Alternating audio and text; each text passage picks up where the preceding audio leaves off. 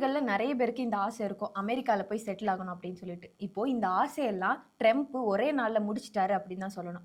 என்னன்னா H1B விசால changes கொண்டு வந்து அந்த ஆர்டர்ஸுமே சைன் பண்ணிட்டாரு. இப்போ இந்த விசால என்ன சேஞ்சஸ் கொண்டு வந்திருக்காரு? இதுல யாருக்கு பாதிப்பு, யாருக்கு சாதகம் அப்படிங்கறத பார்க்கலாம். செப்டம்பர் 20ஆம் தேதி 2 ஆர்டர்ஸ்ல வந்து சைன் பண்ணியிருக்காரு. அதுல என்ன அப்படின்னா கோல்டன் கார்டு. இனிமே இந்த கிரீன் கார்டுலாம் முக்கியம் இல்ல. இனிமே கோல்டன் கார்டு தான். யாராவது வரணும்னா இந்த கோல்டன் கார்டு தான் எடுத்துட்டு வரணும் அப்படின்னு சொல்லியிருக்காரு. இந்த கோல்டன் கார்டோட பிரைஸ் எப்படின்னு பாத்தீங்கன்னா 1 மில்லியன் வருது. அதாவது இந்திய மதிப்புக்கு 8 கோடி வருது. இன்னொரு முக்கியமான ஆர்டர் என்ன அப்படின்னா H1B விசா இனிமே எடுக்கணும் அப்படின்னா $100,000 கட்டணும். இது வந்து செப்டம்பர் 21ஆம் தேதி, அதாவது நேத்துல இருந்து அமலுக்குமே வந்திருக்கு. இது இந்தியர்களுக்கு மிகப்பெரிய பாதிப்பை ஏற்படுத்தி இருக்கு அப்படின்னு தான் சொல்லணும். விசால நிறைய விசா இருக்கு. இந்த H1B விசா அப்படின்னா என்னன்னா யூஎஸ்ல வந்து ஏதாவது ஒரு கம்பெனி நாங்க வந்து ரொம்ப ஸ்பெஷலி ஸ்கில்டான பர்சன்ஸை வந்து ஹையர் பண்றோம் அப்படின்னா இந்த விசா மூலம் வந்து எடுத்துக்கலாம். இந்த விசா வந்து 3 இயர்ஸ் வரைக்குமே இருக்கும். இதை வந்து எக்ஸ்டெண்ட் பண்ணி 6 வருஷத்துக்குமே கொண்டு போகலாம். இது மூலமா இந்த வேலையை பார்க்கறதுக்கு அமெரிக்காலே ஆள் இல்லை, அதனால தான் நாங்கள் வெளிநாட்டுல இருந்து ஆள் எடுத்துட்டு வரோம் அப்படிங்கிறதுக்காகவும் இந்த விசாவை யூஸ் பண்றாங்க. ஆனா அமெரிக்காவோட காமர்ஸ் செக்ரட்டரி என்ன சொல்றாரு அப்படின்னா H1B விசாவை வந்து நிறைய மிஸ்யூஸ் பண்ணிட்டாங்க. அமெரிக்கன் சிட்டிசன்ஸ்க்கெல்லாம் வேலை கொடுக்காம அவங்க மற்ற கண்ட்ரிலேருந்து ஆளுங்களை கூட்டிட்டு வந்து அவங்க லாபம் சம்பாதிக்கிறதுக்காக இந்த மாதிரி மிஸ்யூஸ் பண்ணியிருக்காங்க.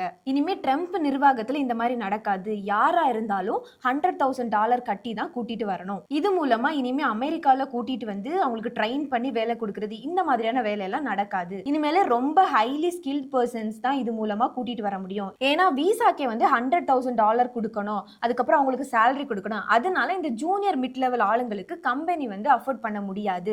அவங்களுக்கு இவ்ளோ காசு கொடுத்து கூட்டிட்டு வரணும் அப்படின்ட்டு இனிமே கூட்டிட்டு வர மாட்டாங்க. இதனால அமெரிக்கன் சிட்டிசன்ஸ்க்கு இனிமே வேலை வாய்ப்பு கிடைக்கும் அப்படிங்கிற மாதிரி இந்த ஆர்டர்ஸை சைன் பண்ணியிருக்காங்க. அமெரிக்காவோட பிரஸ் எல்லாமே ட்ரம்ப் கிட்ட கேட்குறாங்க இந்த கம்பெனியோட சிஓஸ்லாம் இதை பத்தி என்ன ஃபீல் பண்றாங்க அப்படின்னு. அதுக்கு அவருமே என்ன சொல்லியிருக்காங்க, அவங்களுமே ரொம்ப சந்தோஷமா தான் ஃபீல் பண்றாங்க. இதைத்தான் அவங்க எதிர்பார்த்தாங்க அப்படிங்கிற மாதிரியுமே சொல்லியிருக்காரு. அமெரிக்கால இதுக்கு நிறைய வரவேற்புமே இருக்கு. எதனால அப்படின்னா இந்த அமெரிக்கால இருக்க ஸ்டூடெண்ட்ஸ் எல்லாமே $2 லட்சம் $3 லட்சம் அப்படின்னு சொல்லிட்டு படிக்கிறாங்க கட்டி. ஆனா வந்து அவங்களுக்கு வேலை வாய்ப்பு கிடைக்கிறது இல்ல. இந்த கம்பெனிஸ்லாம் என்ன அப்படின்னா ரொம்ப கம்மியா சேலரிக்கு வராங்க அப்படிங்கறதுனால இந்தியன்ஸ்க்கு வேலை நிறைய கொடுக்குறாங்க. இதனால அமெரிக்கன்ஸ்க்கு வேலை கிடைக்கிறது இல்ல அப்படிங்கிற மாதிரியே சொல்றாங்க. இது மூலமா இந்த கம்பெனிஸ்லாம் இனிமே யோசிப்பாங்க, இவ்ளோ செலவு பண்ணி ஆள் எடுக்கணுமா, இதனால இந்த வேலை வாய்ப்பு எல்லாமே அமெரிக்கன்ஸ்க்கு போயிடும் அப்படிங்கிற மாதிரி சொல்றாங்க. ஒரு டேட்டா படி அமெரிக்கால 28% ஃபாரின் ஒர்க்கர்ஸ் தான் இருக்கிறாங்க. அதனால அந்த வேலையெல்லாம் இனிமே அமெரிக்கன்ஸ்க்கு தான் போயிடும் அந்த மாதிரியும் சொல்றாங்க. இதுல யாருக்கு பெரிய பாதிப்பு அப்படின்னா இந்தியர்களுக்கு தான். ஏன்னா H1B விசாவை பொறுத்தவரை கிட்டத்தட்ட 70% இந்தியர்கள் தான் இருக்கிறாங்க, 17% சைனா இருக்கிறாங்க, அப்புறம் மற்றதெல்லாம் மற்ற கண்ட்ரீஸ்லாம் இருக்காங்க. இது வந்து மேஜர் பாதிப்பு வந்து இந்தியர்களுக்கு தான். அதுவும் இல்லாம கொஞ்சம் கூட டைம் கொடுக்காம ஒரே நாள்ல வந்து இது வந்து இம்ப்ளிமெண்ட்டுக்கு வந்துருச்சு.